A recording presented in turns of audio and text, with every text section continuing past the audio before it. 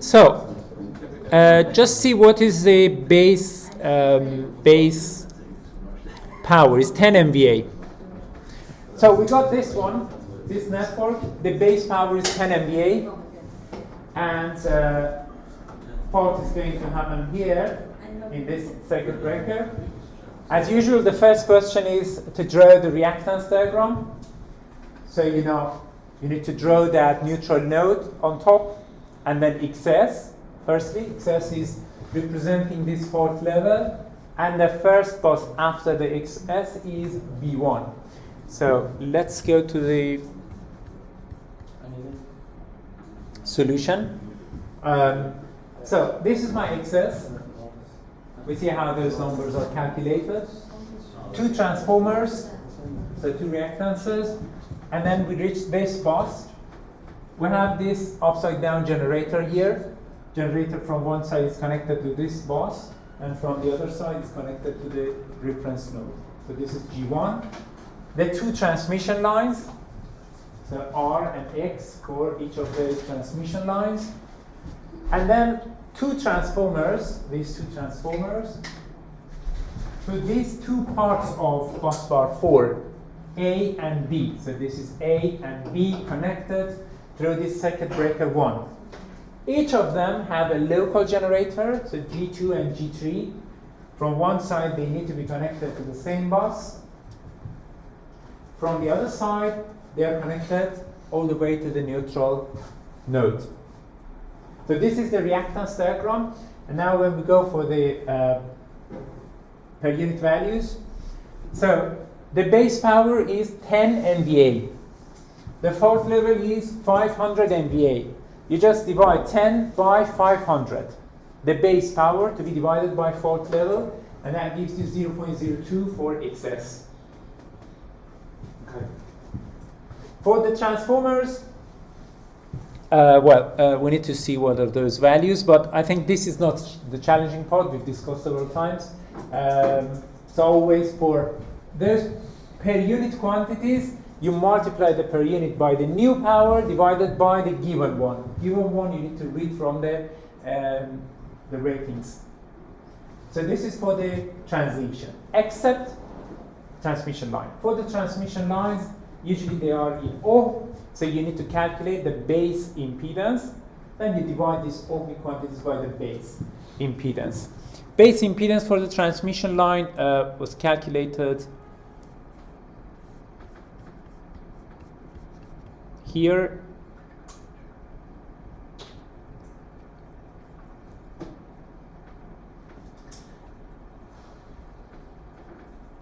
Yeah, I merged them in my calculation. So you see for R and X, we need to divide the ohmic by the base. When we say divide, it's like multiplying by the inverse. So you see the inverse of the base impedances.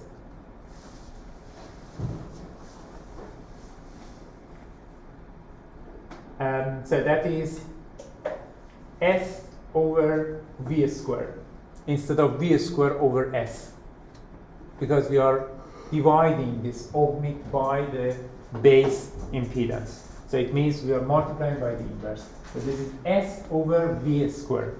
But if you want to separately calculate base impedance equals V squared divided by S. What you get is your base impedance, then you need to divide ohmic by the base. So this is for the transmission line, and we map them. Now, the challenging part was in section B when we had these different configurations. First one is when circuit breaker 1 is closed but CV2, CV3 are open. So that means we don't have those two local generators. CV2, CV3 are open. We only have this main network. We don't have these two. That may be the easiest one. So we just need to look at our reactance diagram and then remove these two wings and just reduce this main part. So you need to reduce this main part. These two are parallel, these two are parallel, and these two are parallel because CV1 is closed. So it's like you will get one impedance here one reactance here and one reactance here. Then this one and this one, they are connected in series. You just add them. Once you've done, again, that one is parallel to this one. You calculate the parallel reactance here, and then add what you got here to this one and this one. So, first configuration is easy. So this is for the top one, the XS and the transformer. This is that small generator on top. The transmission line, now we put them together, we made the equivalent one. And those two transformers connecting to those sections of B4, this one. So this part parallel, you calculate and add them, and you get this value as total reactance, and you use it to calculate the per unit fault here. So this is case 1. Now let's look at case 2 and 3. Case 2 is now calculate per unit fault current when when system is fed from all generators and the public supply with all circuit breaker closed. So that means you need to include everything you had in your original reactance diagram, everything. Now the good thing is we have already found the equivalent reactance of this main part, okay? 0.17, I think. You only need to add these two means to that one, so you don't have to do a lot of calculations. That's what you need to do in the exam. So sometimes when you see there are 3-4 sections, you may say that needs a lot of calculations, but you can borrow some of the calculations you've done in the previous section. So you'll see that is a short calculation for this second section. Just for explanation, I redraw it, but you don't have to redraw it because in section I, you have already reduced this part. You have already reduced this part. Correct? This is the one you did. 0.117 is for this main part. What I did here was I actually moved one of the generators from right side to the left side, because as long as the two sides of a component is connected to the same nodes, you can draw it anywhere you like. This is just drawing. This is just for visualization purpose, okay? So G3 was here, but G3 from one side was connected to this node, and from the other side it was connected to the neutral node. So it doesn't matter if you draw it here or there or anywhere you like. I did it deliberately in order to show these two are parallel. And parallel, as I'm always saying, electrical engineering modules, parallel is not actually a geometrical parallel. It's not a visualized parallel. Parallel means the two ends are common. That means they have the same potential difference. So they are parallel. They have equal reactances. You can replace them by half of 1. By half of 1. So 0.75 is divided by 2, so that is 0.375. You replace it with this one, and this is the one we had from section I, for the main part. So actually, in this exam, you just needed to draw this one to help you continue calculating this problem. Because this you had from the previous one, and this is just half of one of those generators.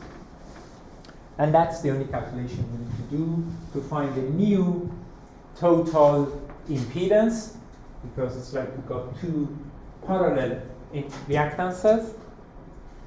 And so this gives you 0.089. And then make the inverse to have the fault current in per unit. So this is section 2. And now we reach section 3, which is actually the one we wanted to look at. And this is where they say, now circuit breaker 1 is open. The system fed from all generators, so including G2 and G3, as well as G1. and the public supply, but only circuit breaker 1 is open. So,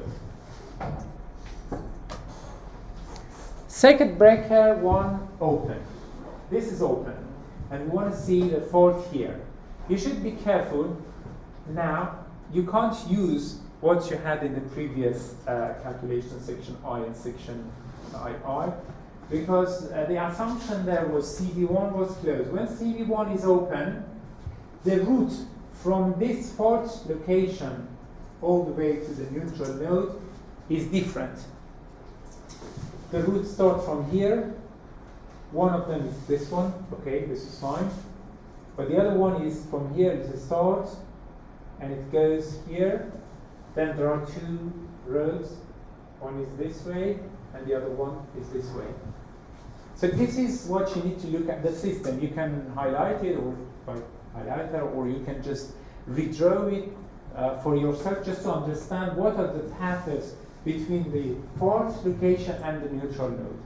When CV1 is open, so one is this one, the other one starts from here to this node. This is a single node. One path is here, and the other one is this way. You see? This way. And I had this with different colors here. Yeah, you see? So CB1 is open now. And then, so this is one route. This is one route. This is your brown node. So from here, from this fault location to the brown node, you just have one reactance. That's my reactance. Then the challenge is from this brown node all the way to the neutral node. From the brown node, you can identify 2 main routes. One is this one, everything here. The other one is this route. Okay? So this is my right route, and this is the main route. Reduced ones. So the main route, this one, you can see here, the yellow and the purple. The yellow and the purple. And the right route has 2 reactances, and they are series.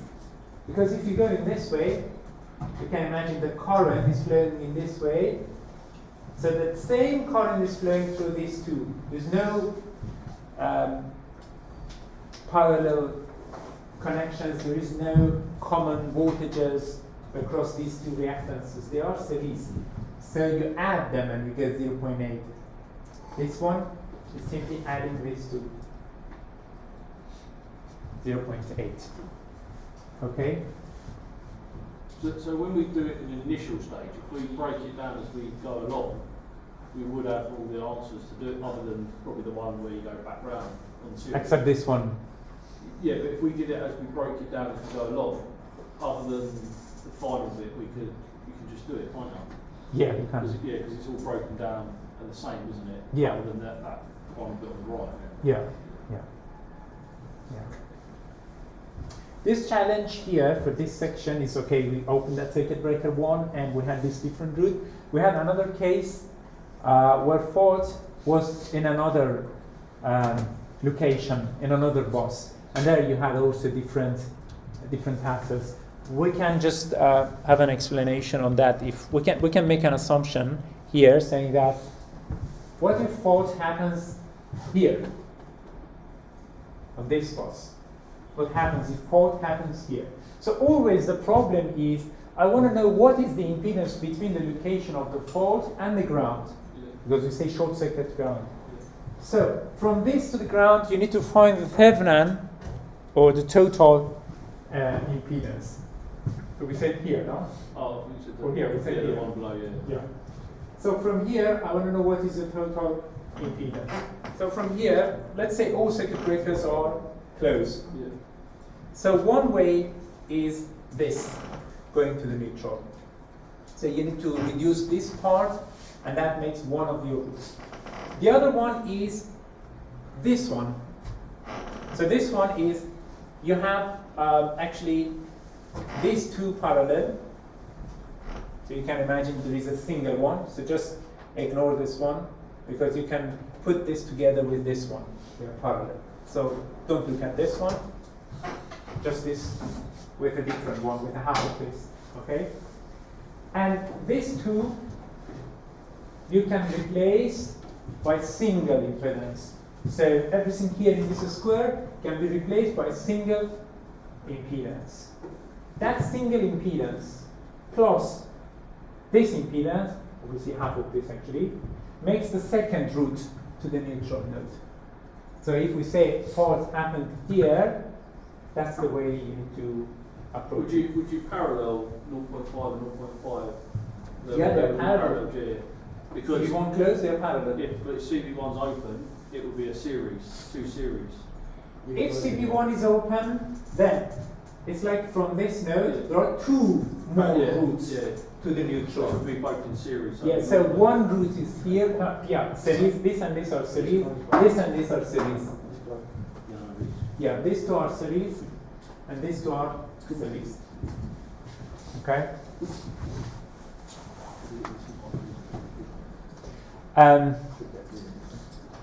Could be good next year and make it more challenging. Next year? Yes, next year. Now this year is similar to what you've seen so far. I mean, even the past papers. You won't be surprised, but next year maybe I can do more examples and put the fault somewhere like here or here to challenge the students more.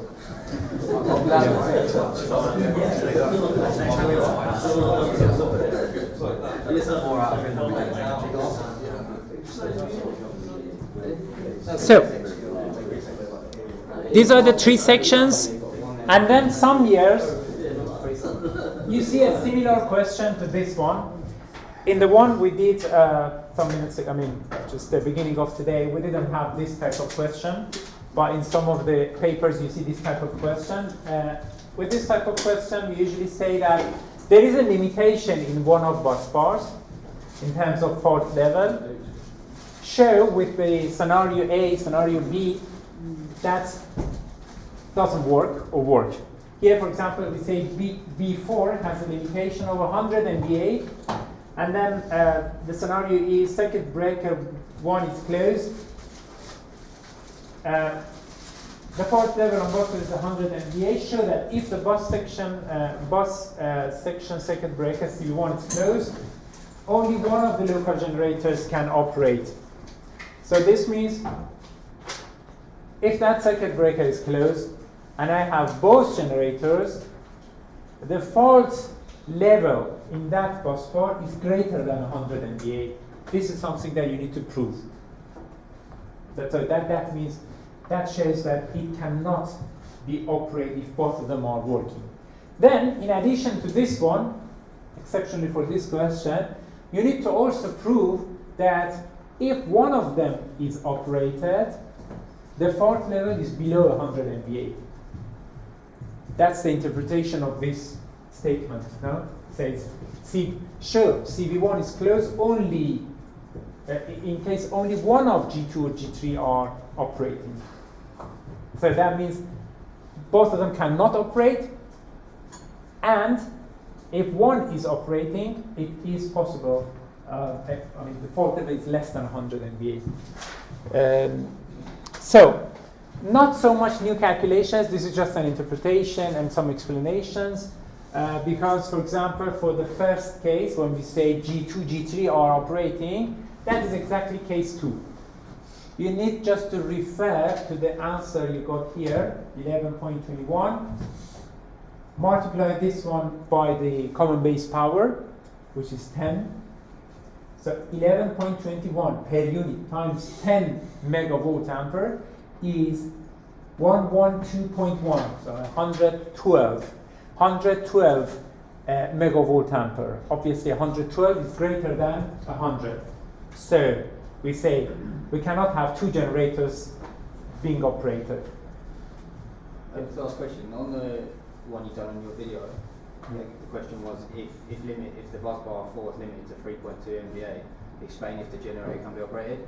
But we had already calculated the fault current of that system in the question before was 3.258. So you don't even need to do a calculation. The answer will be no, because you've already got a fault current higher than. Yeah, you don't need to do calculation, but you need to explain. Just Show explain. it. Yes, Yeah. you explain. Yes, that's what I'm saying. Yes, yes. Okay. Usually, when you get to this question, you don't need to do a lot of calculation. Sometimes, like this case, you may need just one line of more calculation, but that is an explanation. This proof is you need to refer to that calculation you already had and say what's happening and say no or yes and why. Yeah.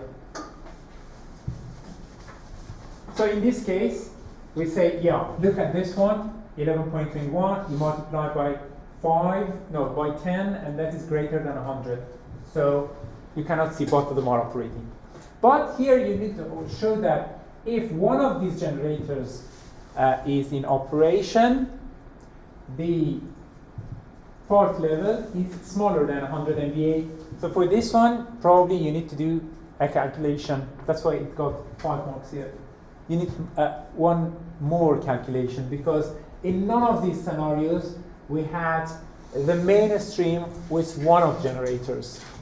So for the last one, we did further calculation. We kept the main roots and just one of those generators, for example G2, and we used this one and we calculated again IF in this case, and then we say IF is 9.9, which is smaller than 10. Or you can say 9.9 times 10 is 99, which is smaller than 100. So if you keep one of those generators, it can tolerate, but not two of them together.